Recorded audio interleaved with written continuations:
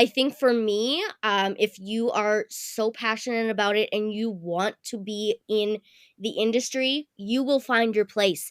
You just have to, push and find and raise your voice, because I get in there wherever I can, whether it be acting, consulting. You will make those connections and you'll find your way.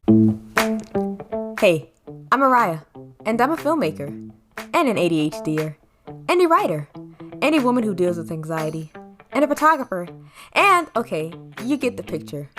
Hey, I'm Mariah. Did I say that already? And I'm a storyteller who cares a whole lot about mental health.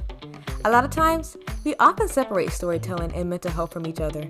Honestly, we tend to separate mental health from everything. But I find these two to go hand in hand. When you're telling a story, that point is to connect with your audience. On a deeper level, check this out. Connect with their mind.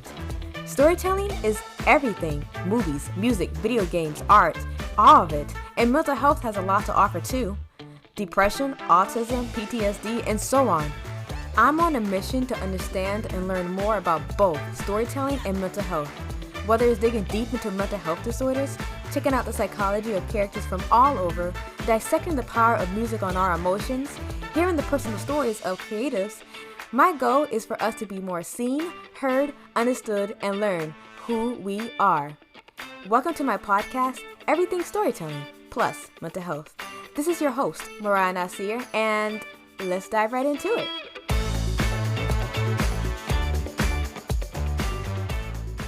Hey everybody, and welcome to another episode of Everything Storytelling plus Mental Health. And today we are going to be talking about living with a disability in the creative world and how it impacts mental health. And today I have a special guest with me, Alicia Grace Chenier.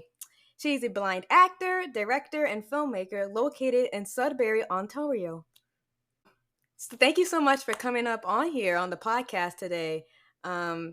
Can you share us a little fun fact about yourself? Yeah, I have a really random I don't know if it's like the fun fact you were looking for. But when I was 13 years old, I was given the opportunity to have a what do you call it? A shopping spree at a mall for $5,000. Oh, That wow. is my fun fact. And I just No, got that's to go wild and go shopping. when you were 13? Yeah. That is awesome. Yeah, they gave me money in the shopping mall and I got to shop till I dropped, and I truly did Oh, drop that day. okay. Did you buy anything like super cool or Literally everything. everything? That would be me. Everything that a 13-year-old would want to buy. I feel that I probably my 13-year-old self would probably buy a bunch of games and stuff. Yep. That would be my Yep, 13. went to the Apple store and then went Yeah, right to the game, like, that the gaming, video game store. Yeah. yep, that's my mindset. Electronics. Now, as an adult, 25 years old, I'm like, I'm still going to the electronics section, but I'm gonna like also get clothes and stuff because now I'm like, Yep. oh, I'm all into stuff and souvenirs. But that's great. No, that's a really cool fun fact. So, um, all right, so we're gonna start out with our mental health check-in of the week, like we always do. So I will start out. My mental health check-in of the week was I feel like I should start doing rating scales because I don't even know. I think I did in my first episode and then I completely forgot. Um but okay. I would give my like week. So from a scale 1 to 10, I would give my week like about an 8. It was pretty chill. Um I feel like I'm just like distracted lately. So let me tell you all this. I have this app that I've been obsessed with for the past month. It's called Character AI. And basically what it is, it's just like an AI of these characters. And I can basically like send messages like it's a group chat or a phone call, and I just go on there and talk to characters. And it's really fun. And then it's also too, sometimes I like pretend, well, most of the time I actually like to make up stories because you can also do that. I can pretend to be like some other person, and it's fun. And lately I've been kind of wasting my time doing that. But I will say like that it's pretty like it really kind of makes my week better playing on that app. Um, So if you're bored and like you don't care about playing with AI or whatever, check it out because it's really fun. But also don't check it out because if you're like distracted easily like me, then don't check it out. But yeah, that pretty much sums up my week. Work has been chill for me. Um, and I'm just getting into the groove. I've been working on like side creative projects like my film. I'm kind of like brainstorming and just kind of making like a visual deck or a board. I wouldn't no, not a board. I would say more of like a PowerPoint visual deck slide. I don't know what you call it. But it helps my brain like understand what's going on before I start outlining my story. So that's been pretty fun so far. But yeah, I give my week about an 8. I don't know why it wouldn't be a 10, but that's like, it's not like exciting or anything. Um, so I'll give myself an 8. So all right. How about you? I'm giving myself a floating out of 10. We're getting by. Okay. I think it's been like a pretty decent week, very busy with stuff, and midterms are on the rise. So that is a stressor, but we're getting through it. Mhm. The semester is halfway done, Okay. and yeah, I can't Okay. complain. How many midterms do you have? Thankfully only 2. And they're more of Okay, like that's good. assignments, so they're not like exams, Okay. but it's still like the season of everything. I feel that. It's like a project, you mean? Yeah, big assignment, yeah, big projects. I get those. Yeah, I remember doing those Yeah, projects. They were not fun, but I still enjoyed no. those better than when I was like in nursing school. Cause, whew, Oh, that was cool. yeah. Oh yeah, that's my fun fact. I don't really share fun facts on here, but that's my fun fact. I think most people like. I think 'cause I did an episode and talked about that a little bit, or maybe I didn't. I don't know. Maybe if I didn't, I will make another. I'll make a one about that. But yeah, I used to be a nursing major, and yeah, that was pretty terrible. First 2 years in college, then I switched to the media arts. Um, so those the studying for those exams were pretty stressful. So when I switched to more of I the can creative side imagine. and doing projects, that was a whole lot better. Yeah. But it was still pretty stressful doing the projects because I would procrastinate I and yeah. I have a similar thing where, I did early childhood education before I, like, switched, like, I did a 180 on my career and was like, "I wanna do film and acting now." Hmm. And now I'm getting my bachelor's degree in disability studies where I can take an arts and Awesome. cultural approach to it, hence why I'm on this podcast.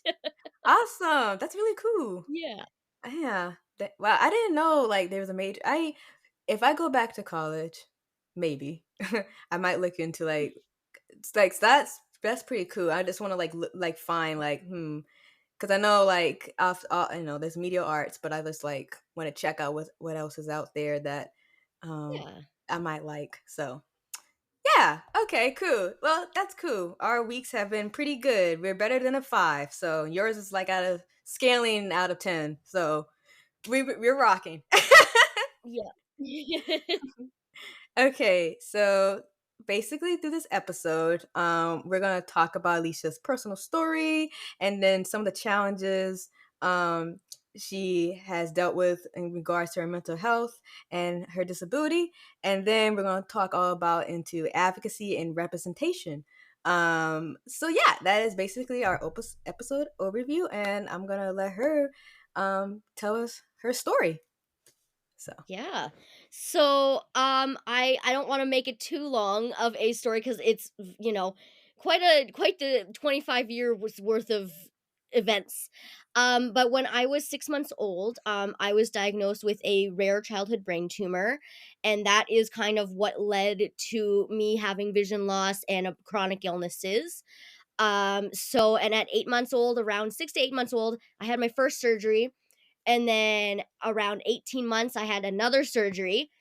Then flash forward 12 years after that, when I was 15, I had another surgery. And so I'm in high school. This is where I really like dived into theater and acting. I got into it when I was 10, but I decided to go to a performing arts high school. So I was all into that and, living with my illnesses and my blindness, and it was just kind of my daily day to day, thing. And then I had to have another surgery when I was 15, 16. So that hit me like a brick, as it would any teenager, because like I wasn't planning that during school. So I went through that and then was fine for another 7 years. I did graduate high school and got into college, and then did 2.5 years of college. I think maybe almost three.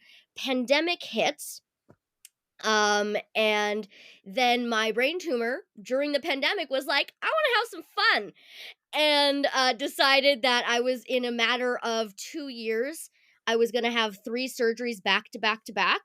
6 months, 6 months, and then 6 months. One of those being an emergency brain surgery that I did not plan it for.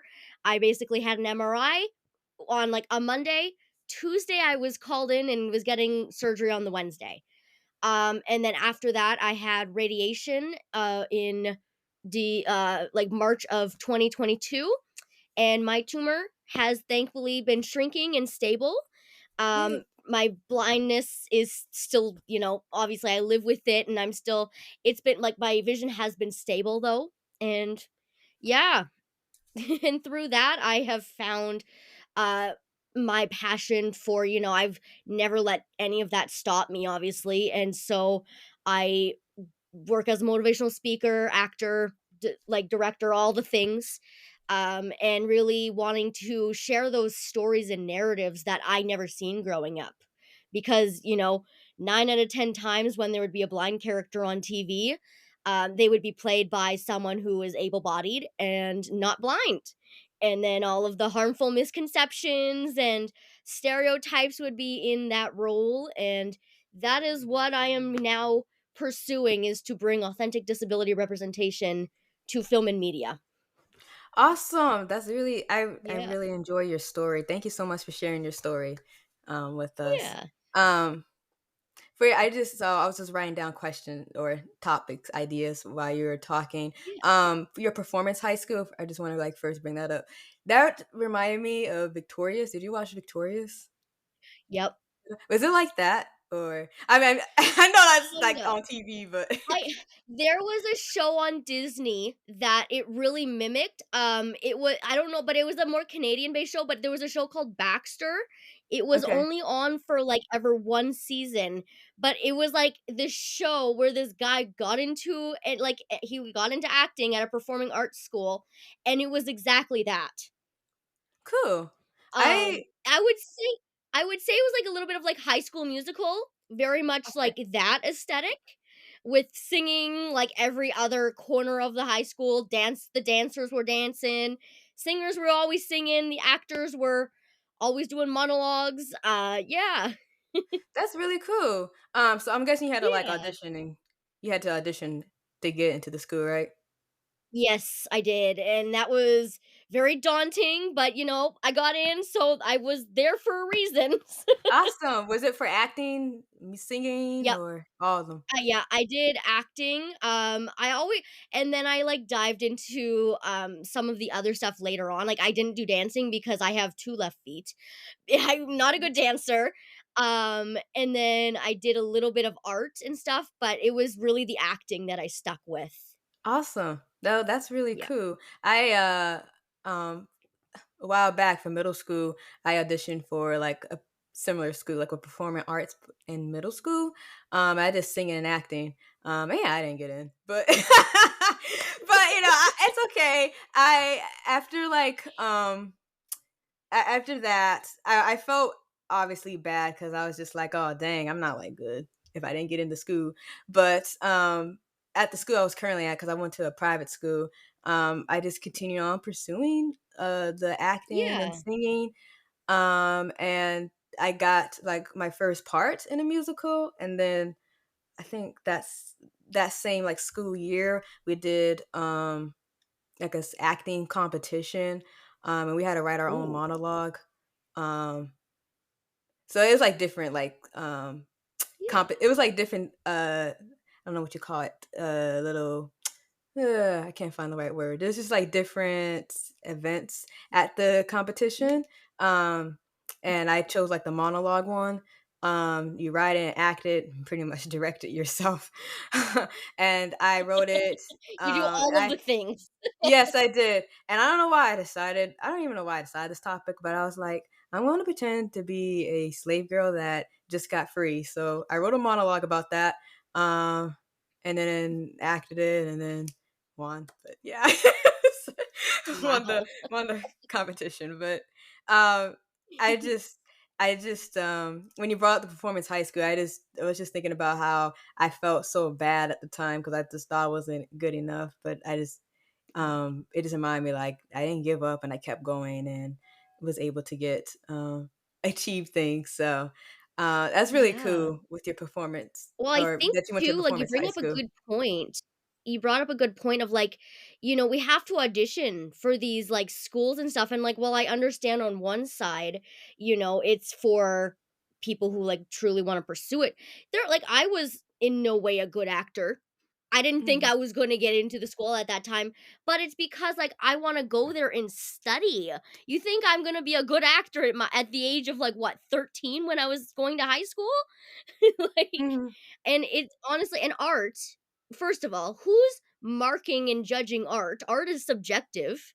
That is right? Right. Like, Right. yeah. I remember it's literally an art class and I had to draw and stuff and this art teacher had this thing about being in the left brain. Have you heard about that? Yeah. The left brain. Well, for anyone who doesn't know what the left brain is, like if you're like in your left brain, you're not being creative, basically. Like you're just like not in the creative zone. So, anyways, when I was drawing, the teacher was walking around and she saw what I was like drawing. She's like, Mariah, stop, you're in your left brain. Like she was stopping people, walking around the table and stopping people who looked like they were in their left brain. Oh, I just didn't like her. And then I had like another drawing project that I put my whole heart into it. It was like I chose a chipmunk. We had to draw like an animal, and I had to draw. Well, I chose to draw a chipmunk. I don't know why I chose a chipmunk, but anyways, I chose a chipmunk, and it was really good too. And I was like, I'm gonna get an A+ on this because it looked good. It was realistic. And then she gave me my grade back. She gave me a C because she said this looks too much in your left brain. Oh. Sorry. Anyways, I didn't like her. Because as you said, art is subjective and she was just putting her Yeah. opinions. Personally, I just didn't think she liked me. Had nothing to do with my art. I just didn't think she liked me. But anyways, that's another topic. Yeah. So, anyways, I want to bring up too, because you mentioned this just a little bit, but like talking about like the blind stereotypes, because when most people think of somebody blind, somebody is gonna think like they see in pure blackness, but obviously that's not Yep. true. So can you like No. share with us like more about that? Yeah, for people who might be listening and not seeing, like, watching the podcast, so I am someone who, quote, unquote, "doesn't look blind," and I have been told this by casting producers before too when they wanna cast someone who's physically disabled and, like, I have all the other qualities, but because I don't look blind and disabled, it's more like people normally call it an invisible disability.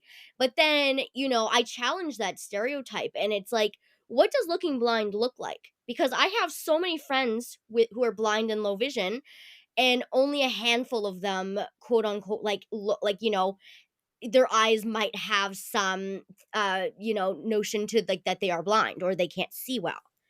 Um, and so because of that, like, and because, I a lot of the time, I use a white cane, but for when I'm in a comfortable environment and I'm very situated, I don't need my cane, right? So that, and there's a lot of stereotypes within film where, a blind person might be looking right off into the wrong direction of the person they're talking to and or looking up. And, that is not something that many blind, like, some blind people might do that, but that's not something I do, Mhm. so yeah. I relate to that because same like for me, I have a disability. I am autistic. Um, and so like I guess when I like share it with people, um, I haven't like it's not like a it's like since it's kind of new, I haven't really experienced much of it. But for me, like it was kind of like under the radar, so it's like really not noticeable. So when I do share it with others, kind of they have the same kind of like attitude about it, like you don't look autistic. Like okay, What now? all right, What what does is that look like? right, That right, doesn't what have a is look. right. What does autism look like? It's just like Yeah. when people think of autism, being just gonna be honest, like most of the time most people think of like just like a white boy basically. They don't really think about all these Yes. different other types of people, and it's different from a girl to a boy. So when I was like young, like it was not noticeable honestly, because I also have ADHD and they have like kind of like Yep. overlapping stuff going on. And so when you look at it like that, it was just really hard to tell. And a lot of people kind of think when it's like autism, think of a little white boy who um basically kind of just needs With all this help Stims and and can't. has all of these ticks. Yep, yep, yeah, Yeah. exactly. And that's just not true. And also it's a spectrum. It looks different Yep. for anybody. So even like all even like to say like you look let's look at two different white boys. They're both autistic. It will look completely different. And the same goes Yep. for somebody who's black and girl or some Yep. it's just it's different. It's a spectrum. It's not the same thing. So And anyways, I you kind of brought went. that up. I You brought something up. It's a spectrum. Disability is a spectrum. There is no one size fits all. Blindness, if people are listening to this and they think blindness is all black, like for me, I have something called tunnel vision. So I'm completely blind in my left eye. I don't see anything. It's not even black. It's just nothing. Hmm. Which people like that's a whole other conversation we can have too because people get Oh yeah. confused out of that. But basically, for people who want to like know what I kind of see, if you close your left eye like completely, and then you do like a tunnel around your other eye, that is what I see. And so I can see like I'm really good at targeting, and the vision that I do have is very very good, but it's still like very little vision for what I Hmm. have. Hmm. Yeah. Yeah. I do have a question. I feel like this might be dumb, so I'm sorry. You're good. But No, you're good. um, is it different than being legally blind, or this is the That's a same great thing? question. Okay. So and I have beef with this. Okay. So the term legally blind is basically a term that the government and like, legal people, whatever, have put in place for people to qualify for grants for like stuff like assistive technology. And it's like a medical definition, right, for blindness. So it's either you see 20 over 200 or you have like a range, like a visual acuity of like 20 or 30%. I, however, am 10% above what was classified as legally blind. So Hmm. I have turned the coin illegally blind for that reason, I like that. because it just yeah, right? It doesn't make sense, and You're it right. because I don't fit that definition, which this happens for a lot of people who are blind and low vision, and not enough people speak about this, but because we don't fit that medical and legal definition of legally blind, we don't qualify for any sorts of grants or, like, supports when it comes to our mobility devices, our assistive technology, any of those things, and I use my white cane every day, and I have to Well, pay out of pocket for everything because I'm not legally blind. I feel like the people who wrote this are just like they weren't even blind. They're just like I'm just No, writing they're it. just like, "We need a definition," and, like yeah. Right. Okay. Um, I want to move on to the next topic because we can go on and on and on about Oh, I could go about on for this. that. That's a whole other Right. thing I could talk about forever. All right. Can you like share like just a little bit like your discovery for your passion with acting? Like how did you like why did you get into acting? I think you shared just a little bit, but I just want to know a little bit more. Yeah. I can share my theater story. So I originally one summer my mom was like, "What do you want to do?" And she gave me a paper and a pencil and I wrote a bunch of stuff down and a lot of it was like I want to act, I want to be in musicals and film. And so there was a summer where like I was in back-to-back camps, one for acting, one for musical theater, one for making like a really mediocre film in the summer with some of my friends. And ever since that, like I was hooked. And then, being exposed to musicals at a young age, like The Sound of Music, all of those different ones. And then when the time came for high school, I was like, "Mom, please let me go to this performing arts school." Like, this is something like I feel like this would give me more like a new passion for schooling in general and just somewhere where I could, while I play characters, I could like truly be myself and just have fun. And so I got into the performing arts high school. And while it was a whole hardship because I had a drama teacher who did not accommodate for me in school, and I was always told like disability is not for the stage and this is just not a place for you kind of thing. I still never let that get in the way of my passion because how dare she? First She of said all, that? and Sorry, she really said that? yeah, yeah. Oh, yeah, I was called out a lot in class because of my like, I never she never enlarged any of my scripts, and for me having low vision, like, so other teachers would help me out because I truly had a passion at the end of the day, and while I wasn't the best actor in the class, I knew that I had I was there for a reason. I got into the school, right? So all that went, and then I was wanting to go pursue it, within college, and my mom was like, "Well, I don't know if that's, like, a feasible dream," so I put it on hold for 4 years, and then the pandemic kind of hit and all of that. I started making short films, so I directed 2 short films, and then I got back into it and now we're here. I'm now like acting full time. I have a agent and yeah, I'm after this I'm actually going to be working on a role too that I have Ooh, to film for this month. So, yeah, and I just that's got back from Toronto from filming another role a few weeks ago.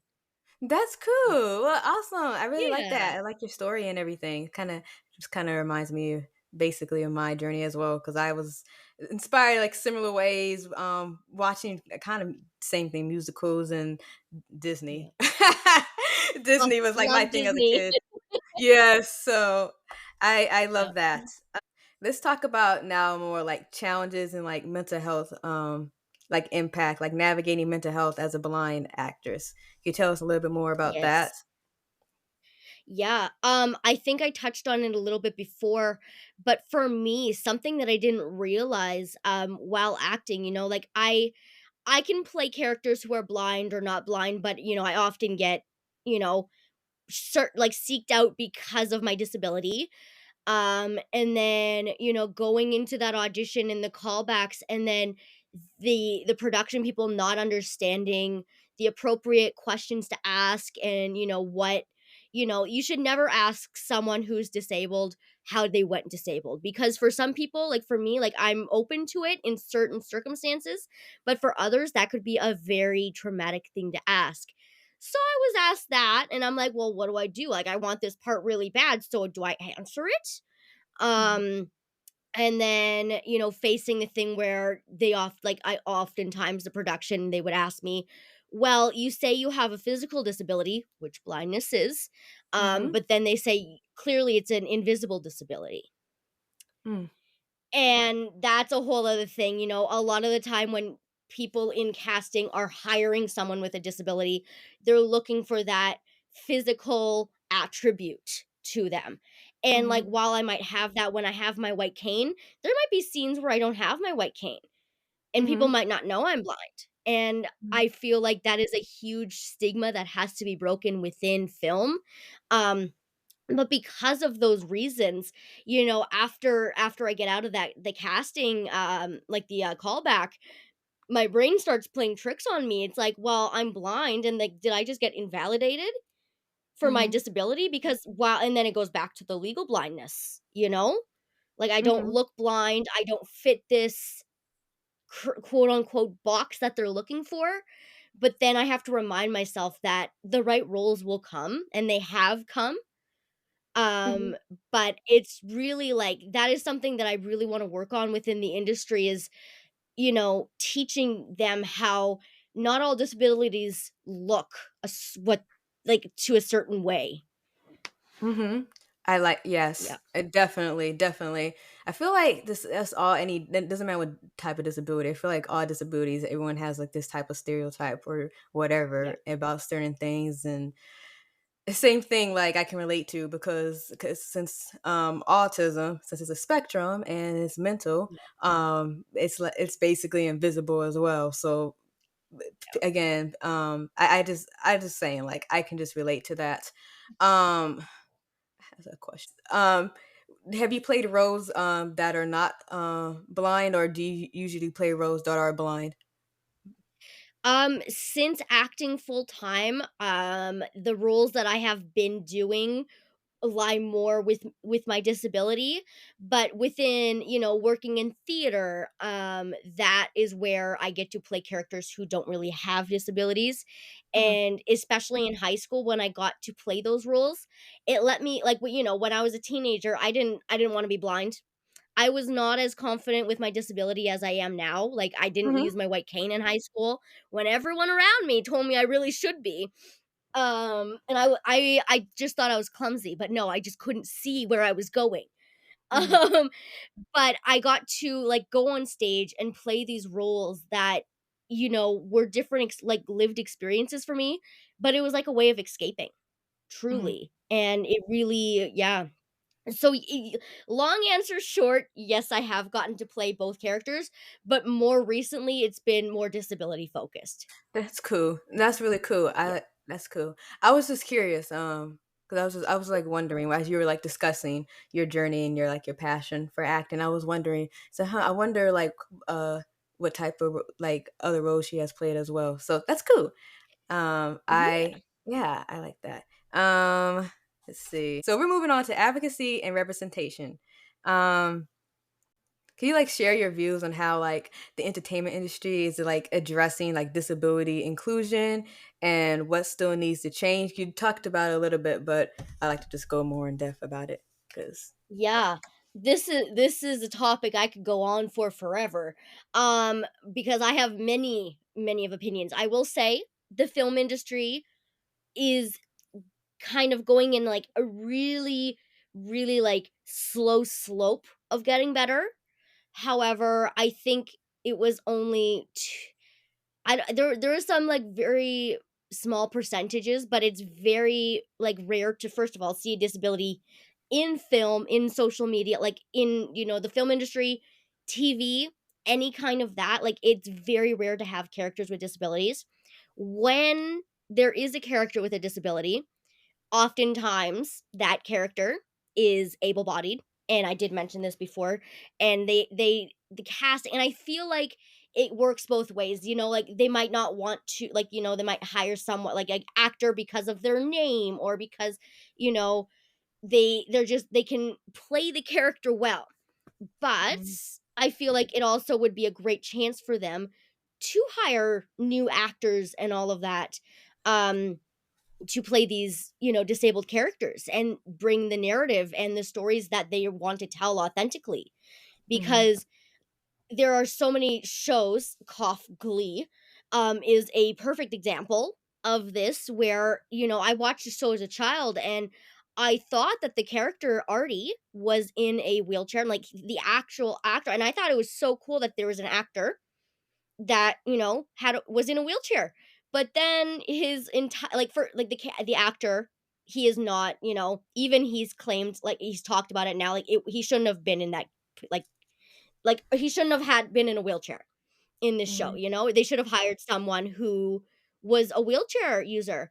Um and then his entire trope in the show, which is another thing, are different Mhm. disability tropes. Um where his entire storyline was that he wished he could walk. and he wished he didn't have the disability, right? So Mhm. there's a lot of that. But then there are newer films out there that are and like TV shows that are getting better. I think me and you we talked about before the podcast a TV show that like I'm fully obsessed with called All the Light We Cannot See. They hired a authentically blind person and they worked along her, and I think the producer of that show was also blind. So they had a lot of input from the blind community to make this character in the show truly authentic. And that was one of the first shows that I ever seen that was like truly represented of what I've been through in my experiences. Mhm.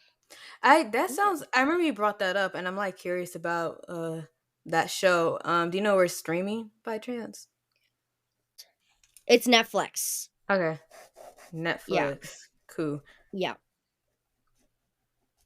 And it is truly like you know, it's while it is heavy because it's faced in World War II, it is still such a great show that explores like that shows blindness in a way that is just, authentic, I guess. So I'm repeating myself, but Uh-huh. yeah.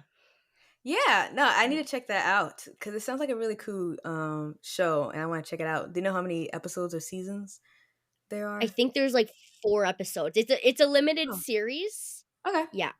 Okay, There's yeah, like that 4 or 5, but they're like hour-long episode. Like, it's really good.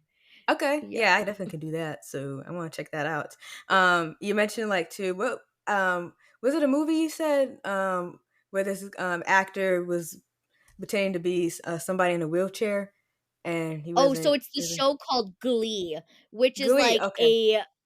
it's like a TV series from, like, back in, like, the 2000s, Mhm, 10 era, and it was about, like, these high schoolers, and they go through all the things, but it's like the show Glee, and it's like that's an like, it it wouldn't be able to run today because of all of the humor and just the stuff that they did in that show. The comedy in it has very much aged and timed. two you said 2000s, right? Two 2010-ish. oh, 2010 is okay. Well, like, Yeah, still, like, a but, like, little just oh, yeah, you can go ahead. even then, like, they had a lot of, they said some words in there that weren't appropriate Mhm, nowadays, and, mhm, there's a lot of, like, stuff about LGBTQ plus community and being gay and all of that. Like, mhm. it's while they're like, they touch on a lot of topics that definitely need more representation. The way they did it is but it's also a musical show. So it's like these high schoolers in a glee club where they're just singing all the time. So it Mhm. yeah. Okay. I was thinking when you said, like, the jokes and how it wouldn't, like, work in today's period, I was thinking about the early 2000s, especially White Chicks. Have you seen that movie? No, I don't think I have not. Oh, you haven't? Okay. Alright, No. alright, well, I won't go into detail about it, but I was just, like, thinking about anyone who watched the movie would probably understand where I'm getting at, Yeah. so, I I'm gonna I know move what you mean though.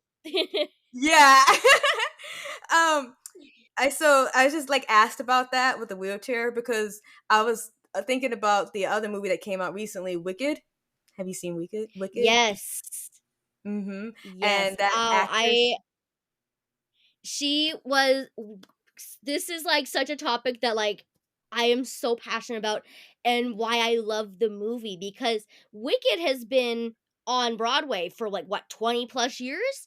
And Mhm, they've never hired someone who is authentically in a wheelchair because, mhm, not to give spoilers for Wicked, but the character who is in a wheelchair has to leave her chair later on in the show. mhm, Um and so I guess because people again, like this is it all goes back to disability representation. People don't realize that some wheelchair users are ambulatory wheelchair users where they can walk short distances and they can mhm, walk some, but also they need mhm. they need their chair too. Mhm. So again, so going back to Wicked, they hired someone who was authentically in a wheelchair, and I think that was such a cool step forward because, it shows children and people within disability that they could possibly do this, and they could be Mhm. in movies and Mhm. movies as well. And because of that movie, they Wicked, I don't know if you've seen, but Wicked just had a big announcement that they are actually casted their first authentic wheelchair user to be on Broadway. Wow. No, I Yeah. didn't see that. Wow, that's awesome. And I Yeah, also like just too the how they other day they announced that. yeah, and then also like I also like how they did like her younger version too, like the kid. I Yes. don't, wish I knew their names. That Marissa Bodie, is the one who plays the older version. okay. But I can't find the little girl is nope, I can't find the little one. Oh, that's all good. But But no, I just she's like also authentically in a wheelchair, and, like, that is yes. great too. Yes, Yeah. that's what I was like yeah, that's what I was, like, thinking about. I was just like, I really like how Wicked actually used, like, somebody who's actually in a wheelchair. But I'm just being Yeah. honest too, when I first saw it, I honestly, I was just like, "Oh, they just found somebody," and because like, as most you know how the media industry is, like, they just found someone pretending to put them in the wheelchair. No, they actually found someone who actually represents Yes. and I was like, "Yes." Yes, when I Yes. saw when I didn't like I Right? didn't know. So when I found out, I was like, "Yes!" So I thought that was really I was just like happy about that because, It I just was like so the good. actual Yeah. representation of these like Yeah. disabilities. That was great. And So I was something too, if I may bring something up, mhm, I think a lot of people who have like, just in general, a lot of people who, when they hear the word disability, if they've never had prior experience or, talking with either people or knowing people, they might not even assume that people like I get assumptions all the time that I'm working in film specifically because I'm blind and I'm an actress and working in film. But then, the whole thing when people find out like, "Oh, you're working," and then they're like, "Wait, you're working in the arts." And I don't think people realize that people with disabilities also want to experience the arts, you know? mhm, And mhm. so there are wheelchair users who can sing, who can dance, like Marissa Bodie in Wicked. Mhm. Mhm. I Yeah. think too when people think of disabilities, like either it goes to two extremes. Either you can't do anything or you can do everything. And I feel like you see that a lot in Yes. like media, where you either see this person like the stereo is like kind of like the stereotypical, like can't do anything, to all the way up to like the superhero type extreme, Yes. Yeah, to the Um, like the inspiration of like, "Oh my god, you have a disability, but you're so inspirational." Yes. Yeah. I don't know. I just feel like I see those two extremes and I feel like we've been discussing on this episode, like I feel like I haven't really seen like kind of more accurately like not showing like not really being like ableistic and ableism, but like also Yes. not showing oh it's not like we can't do I'm stuff. Yeah. Yeah. I'm waiting for the day where of course I'm always going to push for authentic disability representation and all of that, but I'm waiting for the day where disabled actors like myself can go and play characters with disabilities, but our disabilities don't even get like it's just there. No one has to make a big fuss out of it. Mhm. Like it's a lot of the time, while it's great to have someone with a disability, that is their entire trope. And that is like Mhm. the reason why they're there.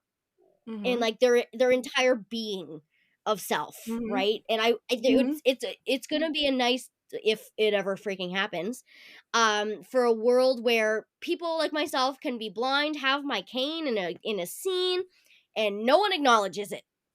Mm. Mhm. I've only seen like maybe 2 times that has happened. Mm.